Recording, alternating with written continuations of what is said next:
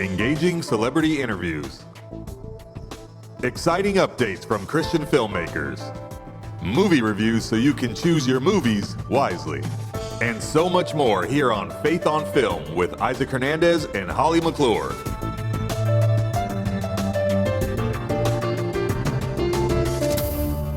Hello, everybody. Welcome to this week's episode of Faith on Film. I'm Isaac Hernandez here with my co-host, Holly McClure. Holly, how are you today?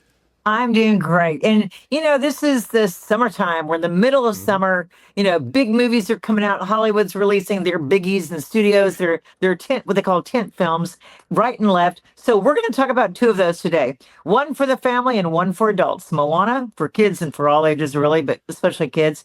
And the Odyssey. The good, the bad, and if you should see it. Okay. Well, there is one that I really think you should see, and that's who my guest is here to talk about today. Yes. My guest is Doug Maddox. He's the owner of DBM Productions, and he's produced a movie called Operation Friendship. It's a wonderful kids movie, and you know what? In this time when family movies are nothing but family movies, it's great to see somebody that's produced such a good family movie. So let's take a look at the trailer to Operation Friendship, and then on to Doug Maddox.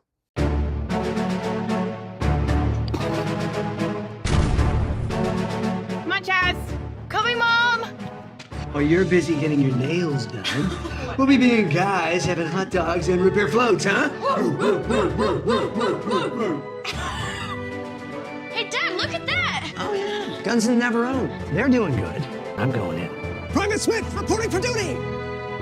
That bully Jimmy in our school, the Wedgenator, he has taken over the whole lot at Boone Park. He has tons of army men set up everywhere. I wonder if Chaz knows him. Loser 1 and loser 2. He says no one can play there unless they fight him for it.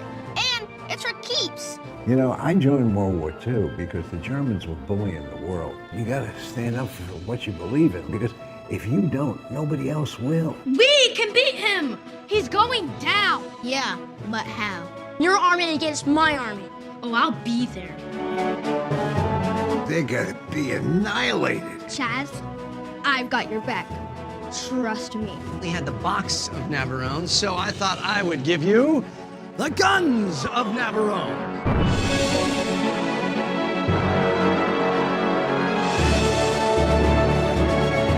We made tanks out of wood, fooled them completely. We came up with Operation Bodyguard. Doug, welcome to Faith on Film. Hey, Isaac, it's great to see you. Is this your first time on the show?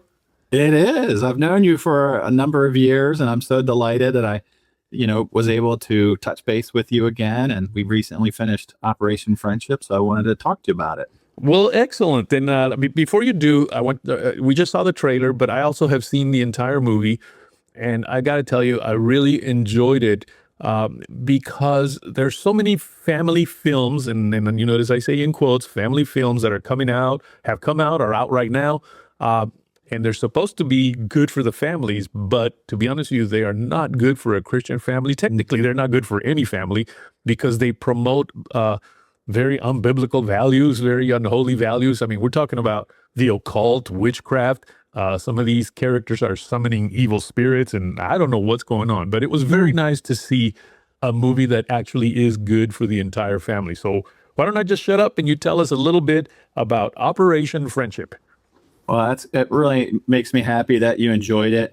My wife and I, we decided to make this movie because of the fact that we care about the next generation. Getting quality stories to them is so essential. And we need to get past the gatekeepers that are on looking for certain kinds of things. But we thought Stand By Me and The Goonies and Sandlot, did such a great job. And they met audiences with these groups of kids that we had to make one. In fact, we've made a couple. We made Operation Friendship and Little Heroes the year before. And it's all around this, family centric.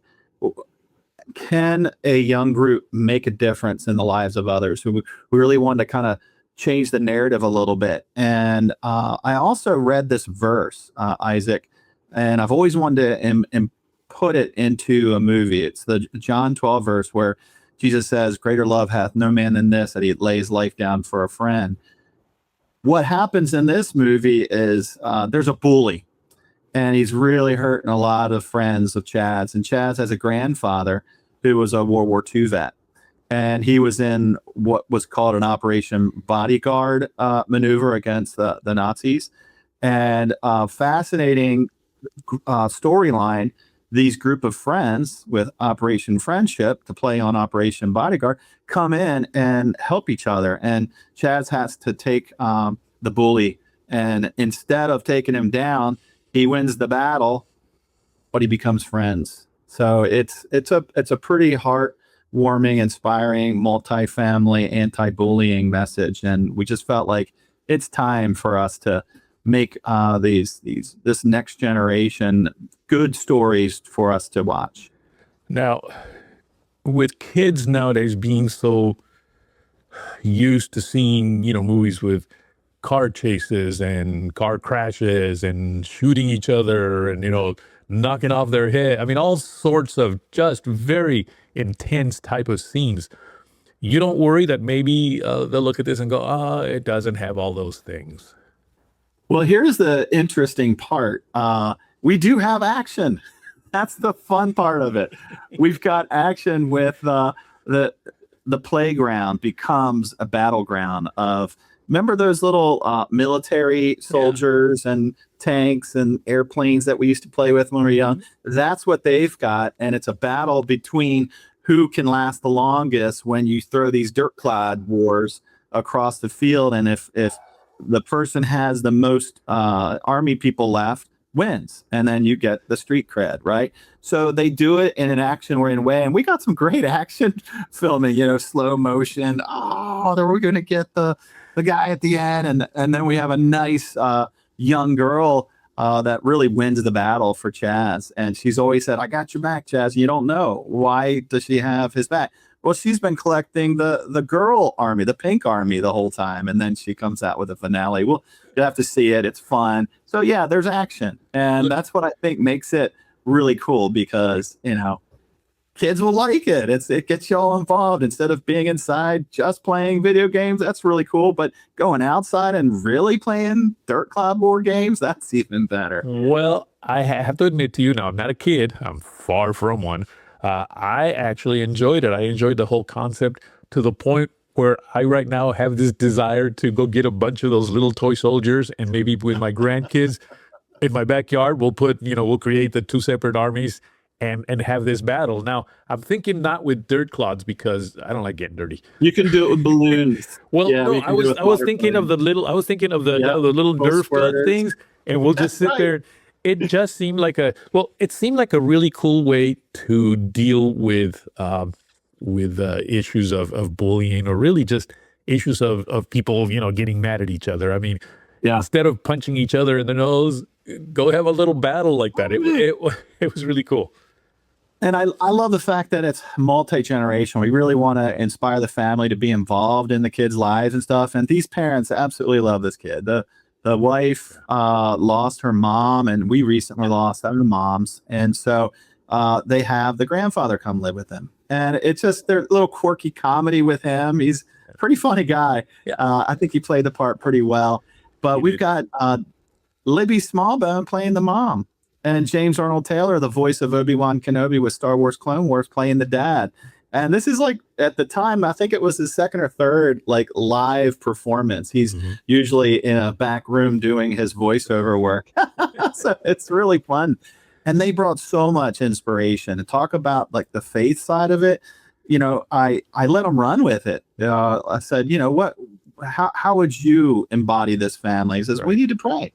And there's very natural, but a lot of prayer time during meals and before the battle and so on. So it was very natural. We even got that verse it wasn't written in the script. And I just wanted to, as the director, I wanted to say, okay, can we fit this in somehow? And there was this natural moment with the grandfather, and then his dresser had a Bible on it and a picture of his deceased wife. And it was just a precious, quiet moment before the kids come in. And I said, hey, go ahead and open up to that verse. and he just read it. And the way he read it was just like, oh, that's a perfect place for that verse. And, as all the World War II vets and every other battle that we've been under through the years, it's like these people are sacrificing. So we wanted to honor the vets too. And in their credits roll, we've got veterans saying why they would give up their life for a friend. And it's very touching and very honoring. We've got our parents, my wife's parents, our parents, and then the writer's parents and Dan's dad, who was actually in World War II. And it was very meaningful. So I think we packaged a lot in there, but it feels right. Well, speaking of packaging some things in there, did you pull a what's the name of that director? An Alfred Hitchcock moment there? For those of you who don't know what I'm talking about, Alfred Hitchcock, which is probably one of our greatest directors of all time, used to always insert himself in the movie just ever so slightly, maybe in a group setting where he would just walk by. And I think I saw you walk by in one of those scenes. Yeah, I was one of the teachers. It's like the Alfred Hitchcock thing has been with me from the beginning. I've been making movies, and we have DBM Films, which is a full-on studio now.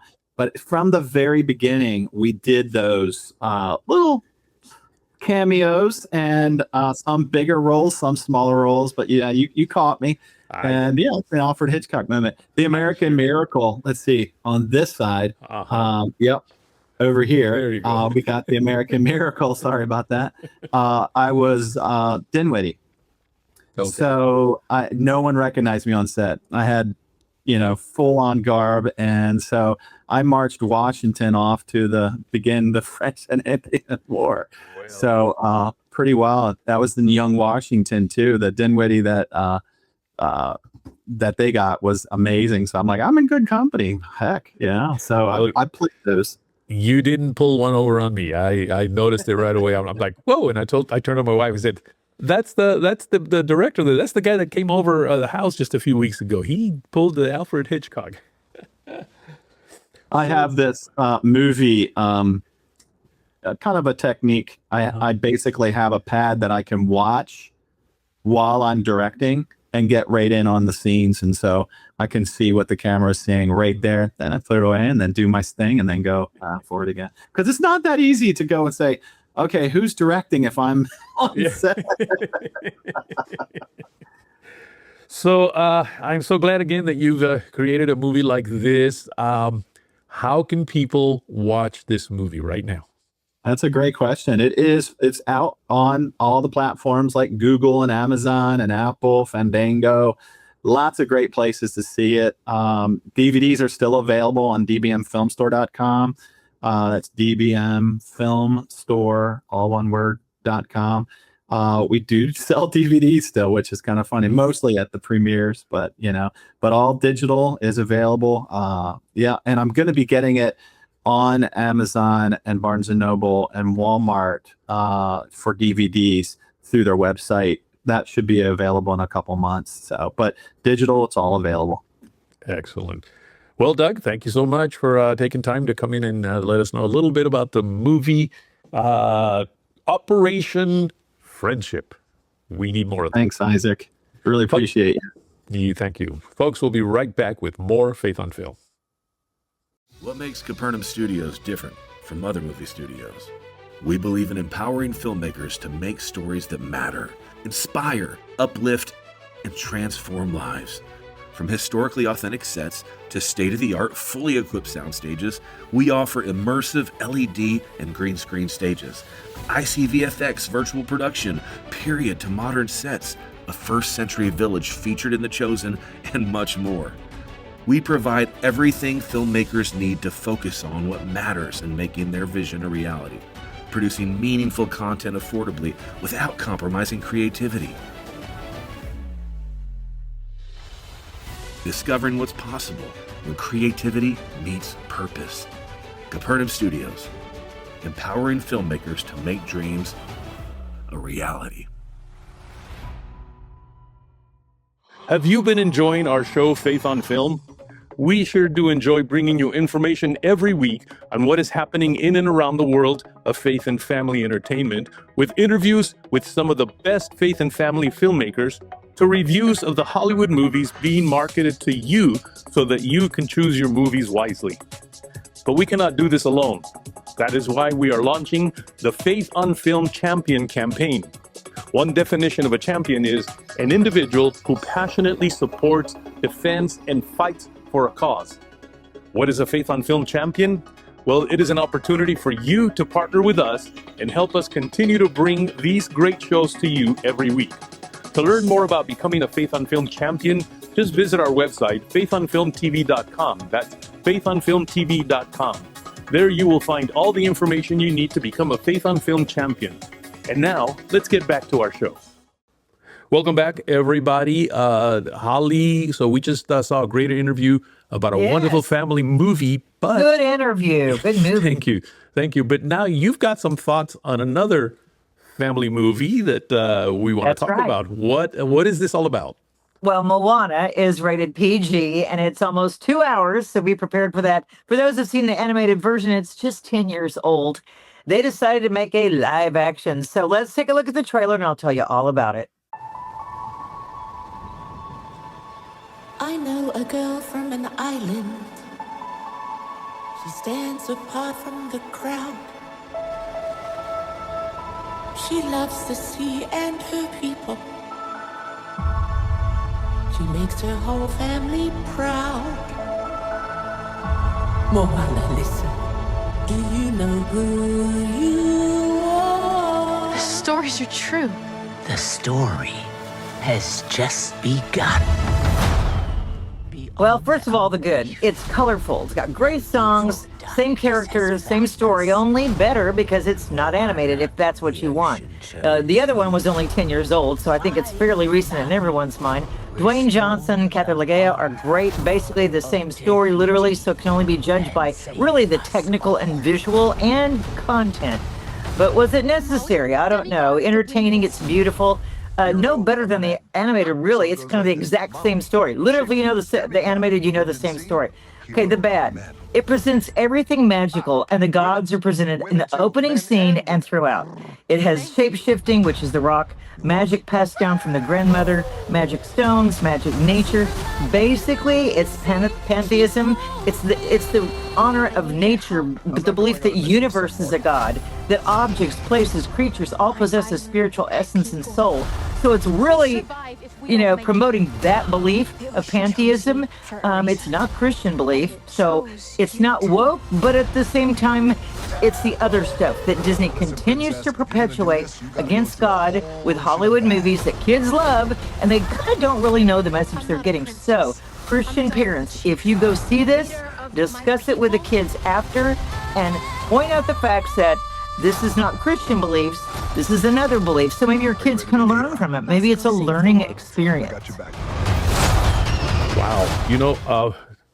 I saw the animated version, the original animated version, and actually have seen it probably at least 2 times because my granddaughter just absolutely loves it. It's probably one of her favorite movies. Mine too. I have to admit, I didn't quite grasp that. And it's because we don't pay attention to these things anymore. And it was a cartoon, so, how cute, how beautiful, and all that. And it wasn't until right now that you mentioned some of these things, and I've been seeing some more things online, that I realized, my goodness, this, this is something that is, to me, really can change a kid's perspective and a kid's mind into how they think about God. That's dangerous. Sure. Oh, I've got a stone. It's magical. It carries power. Oh, the ocean speaks to me. Oh, this island was a goddess who grew up in the island. And then when she went down, she has a stone to resurrect her again. So the whole Moana journey is to go resurrect this goddess island who has the powers. When I saw it visually live, I was so aware. And I'm like, I've watched this animated movie several times with 2 different grandchildren, actually granddaughters. And you kind of pick up on it, but you kind of don't, like you say, because it's animated. You don't really think, well, but when you see it live and there's no God mentioned, it's the gods. And when you see shape-shifting with a rock, and from his character to shape-shifting different animals and different beings, when the demonic demon tries to rail against them in the mountain and the lava. So it's all through nature. But folks, that's what your kids are taking in. So again, it could be a teaching moment, which I wish it would be. I wish parents go, okay, now let's talk about the things that are not God. It's not Christian. It's another religion, another what people worship and believe. So like I said, the good is there, but the bad to me outweighs it if they're not taught a lesson in it. Yeah, and that's I think the dangerous part is there's good mixed in with bad. Yes. And I know parents will say, yeah, oh, it's just a movie, it's not gonna make any impact on our kids. But it does. Kids' minds are still very pliable, and they start seeing these things, and pretty soon they start to believe them. And again, this is the third time I say this word. I find that dangerous. Yeah, it is. Take a good example, the Harry Potter movies. Out of that, young teenage girls were buying wands and looking up spells and practicing witchcraft. Yeah. Don't believe for a minute that it doesn't seep into your children and who become teens, who become adults. And I bet some of those out there are worshiping Satan as we speak because, they were taught that. So, yes, word of warning. It's a beautiful film, wonderfully done, great songs, all the fun, cheerful things. But the subliminal message is still there from Hollywood. Yeah, and that's the thing that is said about the devil is he's not an ugly thing the way sometimes we portray him. He's actually a beautiful angel, and that's what's happening here. Is it's being disguised as that beautiful movie that has just a really bad impact on our kids. And I know parents will say again, that this is not going to affect them, but it really does. I'm glad you said something though. You said, look, you're better off not going to see it, which I agree. But if you do go see it, talk about it, explain to your kids, and that way, hopefully you kind of reverse what's being done. And you teach him. It's a teachable moment. Excellent. Now, there's another one that you also went to see and you want to talk about. Which one is that? Odyssey, is it? Right. It's the Odyssey by Christian Nolan. It's the 3-hour R-rated movie. But, and I went to see it because so many people said they weren't. And I'm glad I did because I can point out the differences. Let's take a look at the trailer.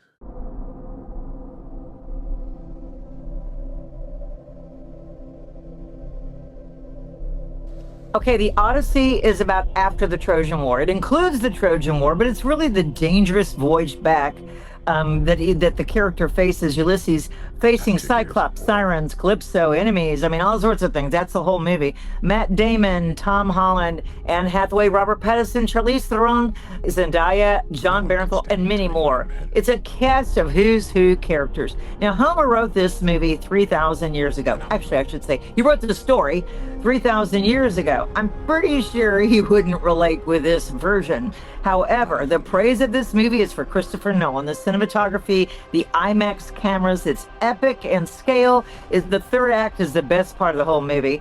The bad for me. Okay, people are saying it's woke. Well, it's really miscast, okay? Helen of Troy, by definition, was blonde, beautiful, Greek. She is the born princess, the daughter of the god of Zeus. Okay, the face that launched 1,000 ships. I'm so sorry, but Lupita Nyong'o is not a face that launches 1,000 ships, and she's black. And it's nothing against color or race. They miscast this character. So for people that are true to the story and love it and know the story, this is like not only taking away from the Greek character, but it's taking away from the mythology. It's taking away from the culture. It's taking away from their story of who these people were. So they've completely rewritten history, rewritten the story, and casting this character.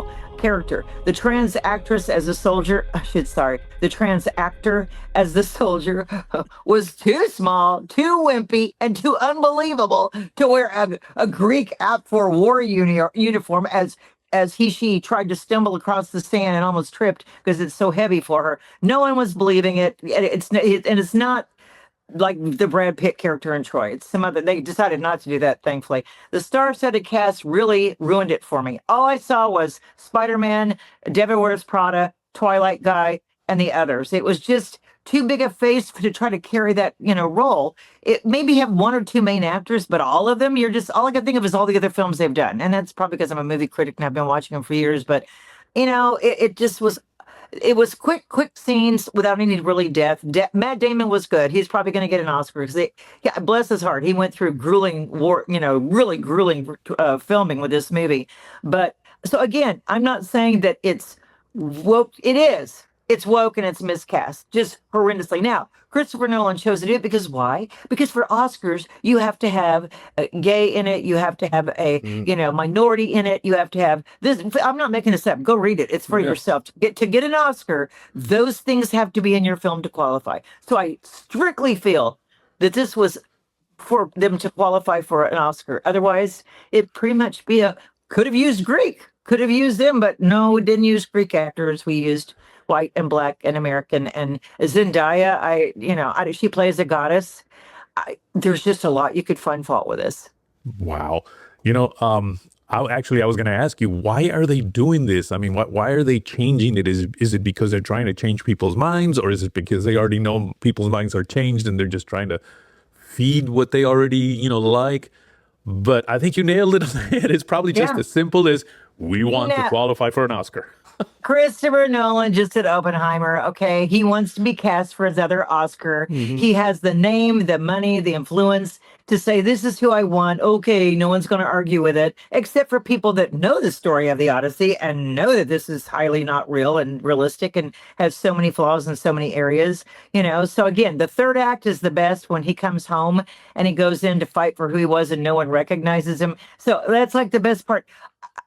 I got to admit, I was a little kind of bored with the middle part because it's quick. Yeah, the Cyclops was great. There's another great scene of turning these men into pigs. It was fascinating to me. Witchcraft, but it was fascinating. But if you follow the Odyssey, it's that mythology, that Greek mythology. This, you're just like, well, there's a witch and this Cyclops was good.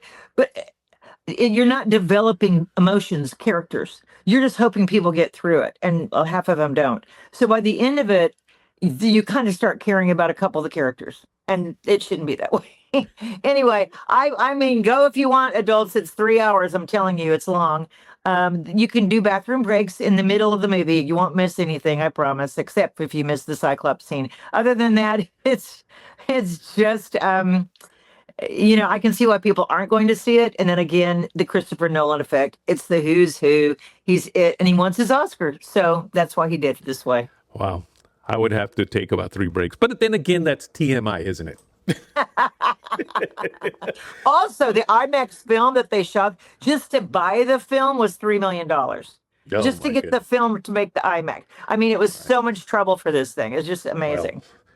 All right. Well, again, we like to tell you about movies that we think you should go see, and we really want to encourage you to go see. But we also like to tell you about movies that we just want to make sure you know what's there so that you can make a wise decision, right? How do you say it, Holly? You can choose your movies wisely by knowing the information about it. Yeah. And with that, we will end today's show, Holly. Great being with you, Isaac, as always. Thank you, audience, for watching us and tuning in. See you next week. Write to us at faithonfilmtv@gmail.com. That's faithonfilmtv@gmail.com. And follow us on Facebook, Instagram, and X at faithonfilmtv. Also, visit our website, faithonfilmtv.com. That's faithonfilmtv.com, where you'll find links to all of our past shows and much more.